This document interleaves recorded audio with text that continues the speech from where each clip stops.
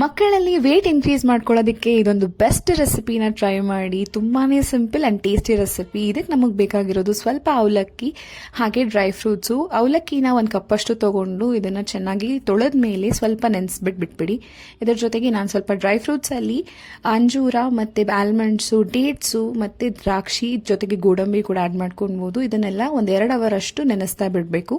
So ನೆನೆಸಿದಾಗ ಅದರಲ್ಲಿರುವಂತಹ ಇನ್ನೂ ಚೆನ್ನಾಗಿ nutrients ಪಾಪುಗೆ ಸಿಗ್ತಾ ಬರುತ್ತೆ ಮತ್ತೆ ಡೈಜೆಷನ್ ಕೂಡ ತುಂಬ ಚೆನ್ನಾಗಾಗುತ್ತೆ. ಹಾಗಾಗಿ ಸೊ ಇದನ್ನೆಲ್ಲ ಚೆನ್ನಾಗಿ ನೆನೆಸಿದಾದ್ಮೇಲೆ ನಾವು ಇದನ್ನು ಮಿಕ್ಸಿ ಮಾಡ್ಕೋಬೇಕಾಗತ್ತೆ. ಪಾಪುವಿನ ಒಂದು ಡೆವಲಪ್ಮೆಂಟಲ್ ಸ್ಟೇಜಸ್ ಅಲ್ಲಿ ನಮಗೆ ಡ್ರೈ ಫ್ರೂಟ್ಸು ತುಂಬಾನೇ ಅಗತ್ಯ ವೇಟ್ ಗೇನ್ ಆಗೋದಕ್ಕೆ. ಅದರಲ್ಲಿರುವಂತಹ ಎಲ್ಲ ವಿಟಮಿನ್ಸು, ಕ್ಯಾಲ್ಸಿಯಂ, ಮಿನರಲ್ಸು ಪಾಪುಗೆ ತುಂಬ ಚೆನ್ನಾಗಿ ಬೇಕಾಗತ್ತೆ. ಇದನ್ನೆಲ್ಲ ನಾವು ಮಿಕ್ಸಿ ಮಾಡ್ಕೊಂಡ್ಮೇಲೆ ತುಪ್ಪದಲ್ಲಿ ಇದನ್ನ ಕುದಿ ಬಂದ್ಮೇಲೆ ಪಾಪುಗೆ ಬೆಚ್ಚಗೆ ಇರೋದನ್ನ ತಿನ್ನಿಸ್ತಾ ಬಂದಾಗ ಪಾಪುಗೂ ತುಂಬ ಟೇಸ್ಟಿಯಾಗಿ ಅನ್ಸುತ್ತೆ.